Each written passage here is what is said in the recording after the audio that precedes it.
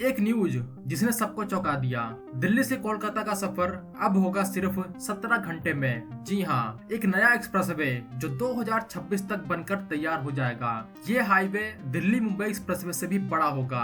लेकिन एक minute, Delhi Mumbai expressway का तो हमने सालों से सुना। दिल्ली देहरादून, दिल्ली अमृतसर, कटरा, इन सब की चर्चा थी। पर ये दिल्ली कोलकाता एक्सप्रेसवे अचानक से कहां से आ गया? इसका तो पहले इतना जिक्र भी नहीं था। आपके मन में भी यही सवाल होगा, क्या ये सच में एक सिंगल एक्सप्रेसवे है या फिर ये कई अलग अलग एक्सप्रेसवे को जोड़कर बनाया जा रहा एक कॉरिडोर है? ये कब अनाउंस हुआ और इसका काम कहां तक पहुंचा है? आज इस वीडियो में हम इस मिस्टीरियस एक्सप्रेसवे की पूरी तरह जांच करेंगे। हम इसके हर सेक्शन को डिटेल में समझेंगे, इसकी टाइमलाइन, इसकी क्वालिटी और इसके फायदों पे बात करेंगे। तो आखिर तक बने रहिए, क्योंकि इस वीडियो के थ्रू मैं आपको इस मेगा प्रोजेक्ट के बारे में पूरी तरह से क्रिस्टल क्लियर करने वाला हूँ। सबसे पहले इस कंफ्यूजन को दूर करते हैं कि आखिर ये है क्या। देखिए, दिल्ली कोलकाता एक्सप्रेसवे के नाम से कोई एक सिंगल प्रोजेक्ट अनाउंस नहीं हुआ है। तो फिर ये है क्या? ये दरअसल कई अलग अलग एक्सप्रेसवे और हाईवेज को जोड़कर बनाया जा रहा एक इकोनॉमिक कॉरिडोर है। इसका सबसे इम्पोर्टेंट और नया हिस्सा है वाराणसी रांची कोलकाता एक्सप्रेसवे, जिसका ऑफिशियल नाम है NH319B। इसको ऐसे समझिए, दिल्ली से वाराणसी तक कनेक्टिविटी पहले से ही काफी अच्छी है और उसे और बेहतर किया जा रहा है। असली चैलेंज था वाराणसी से आगे कोलकाता तक एक हाई स्पीड रूट को बनाना। बनारस कोलकाता एक्सप्रेसवे इसी मिसिंग लिंक को पूरा करता है और ये सब हो रहा है भारत सरकार के एक बहुत ही बड़े एम्बिशन के तहत, जिसका नाम है भारतमाला परियोजना। इसका मिशन ही यही है कि पूरे देश में इकोनॉमिक कॉरिडोर्स का एक जाल बिछाया जाए, जिससे लॉजिस्टिक्स और ट्रेवलिंग में आसान हो और देश की अर्थव्यवस्था को गति मिले। तो ये एक्सप्रेसवे उसी माला का एक बहुत ही अहम मोती की तरह काम करेगा।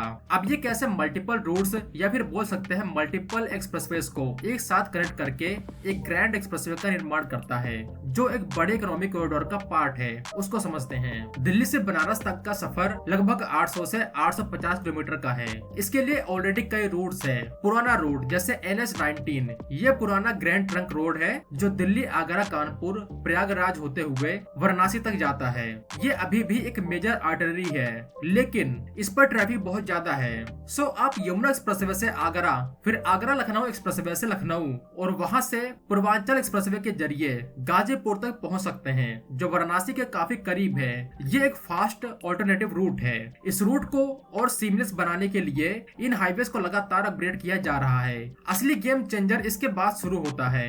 ये है इस प्रोजेक्ट का दिल। ये एक ग्रीनफील्ड एक्सप्रेसवे है, यानी ये बिल्कुल नई जमीन पर नए सिरे से बनाया जा रहा है। कुल लंबाई लगभग 610 किलोमीटर और कॉस्ट 35,000 करोड़ रुपए। इसमें 6 लेन का निर्माण किया जाएगा, जो आगे जाकर 8 लेन का भी हो सकता है। इसका foundation stone PM Narendra Modi ने फरवरी 2024 में ही रखा था। ये एक्सप्रेसवे 4 राज्यों से होकर गुजरेगा: उत्तर प्रदेश, बिहार, झारखंड और वेस्ट बंगाल। चलिए इसके सेक्शन को देखते हैं। Section 1, Uttar Pradesh and Bihar. वाराणसी से औरंगाबाद रूट। ये यूपी के चंदौली डिस्ट्रिक्ट में बरहोली गांव वाराणसी रिंग रोड के पास से शुरू होता है और बिहार के कैंपुर, रोहतास डिस्ट्रिक्ट से होते हुए औरंगाबाद तक जाता है। इस हिस्से में लैंड एक्विजिशन का काम तेजी से हुआ है और कई कंस्ट्रक्शन पैकेजेस, टेंडर्स अवार्ड किए जा चुके हैं। कंपनीज जैसे PNC इंफ्राटेक और NKC प्रोजेक्ट इस पर काम कर रही है। यह सेक्शन सबसे पहले तैयार हो सकता है, ऐसी उम्मीद लगाई जा रही है। Section 2, Bihar and Jharkhand.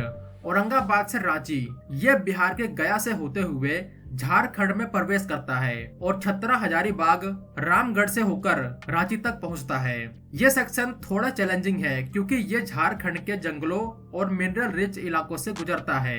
ऐसी जगहों में लैंड एक्विजिशन और फॉरेस्ट क्लियरेंस में समय लग सकता है। इसके भी टेंडर्स अवार्ड हो चुके हैं और काम शुरू हो गया है। Section 3, Jharkhand and west Bengal.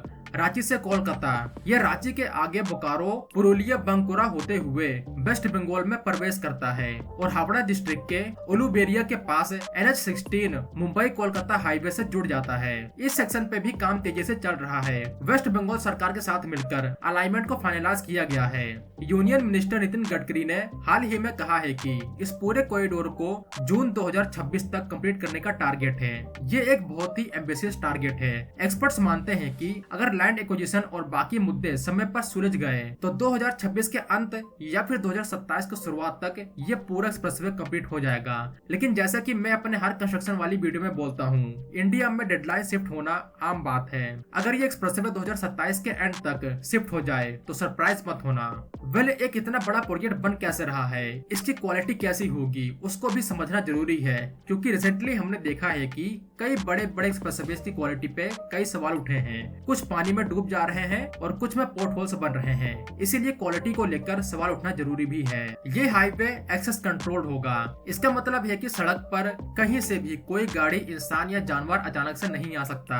Entry और एग्जिट सिर्फ डेजिग्नेटेड इंटरचेंज से ही होगी, जो इसे बेहद सेफ बनाता है, जैसा कि हमने कई सारे एक्सप्रेसवेज में देखा है। इनफैक्ट एक हाईवे का एक्सप्रेसवे होना इसी पर निर्भर करता है कि क्या ये एक्सेस कंट्रोल्ड है या नहीं, क्वालिटी के अलावा। इस हाईवे पर गाड़ियों की speed limit 120 kilometre per hour तक रखी जाएगी। कंस्ट्रक्शन मॉडल की बात करें तो इसे EPC यानी engineering, procurement and construction model पर बनाया जा रहा है। इसमें कॉन्ट्रैक्टर कंपनी को ही डिजाइन, सामान खरीदने और कंस्ट्रक्शन की जिम्मेदारी दी जाती है। इससे प्रोजेक्ट समय पर और अच्छी क्वालिटी के साथ बनते हैं।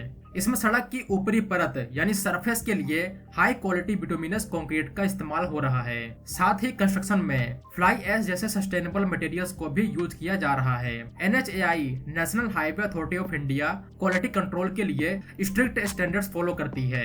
वेल होप कि इस बार ये स्टैंडर्ड सच में काम करे। इसके अलावा हर 50 से 60 किलोमीटर पर आपको मॉडर्न सुविधाएं मिलेंगी, जैसे petrol pump, food courts, rest rooms और ट्रक ड्राइवर्स के लिए पार्किंग। अब सबसे अहम सवाल, इस एक्सप्रेसवे से देश को और आपको क्या फायदा होगा?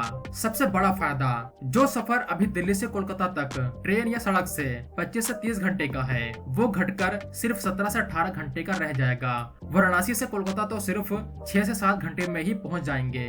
कम समय मतलब कम फ्यूल। एक अनुमान के मुताबिक इससे हर साल करोड़ों लीटर फ्यूल्स की बचत होगी। ये सिर्फ एक सड़क नहीं, पूर्वी भारत के लिए एक इकोनॉमिक लाइफलाइन साबित होगा। ये यूपी के फार्मिंग वाले इलाकों को, झारखंड के मिनरल भंडारों को और बिहार के शहरों को सीधे कोलकाता और हल्दिया पोर्ट से जोड़ेगा। इसे ट्रेड और एक्सपोर्ट को जबरदस्त बूस्ट मिलने वाला है।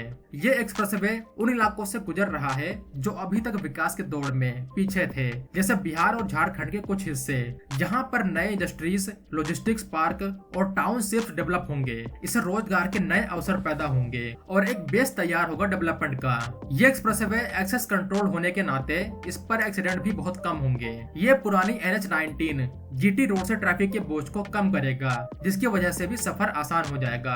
तो दिल्ली कोलकाता एक्सप्रेसवे का पूरा सच यही है कि ये एक सिंगल प्रोजेक्ट नहीं है, बल्कि एक इकोनॉमिक कॉरिडोर है, जिसका हीरो है वाराणसी रांची कोलकाता एक्सप्रेसवे। ये भारतमाला परियोजना का एक क्राउन ज्वेल है, जिसका निर्माण फेज 2 के अंडर हो रहा है, जो देश की राजधानी को उसकी कल्चरल कैपिटल कोलकाता से एक हाई स्पीड लिंक के जरिए जोड़ेगा।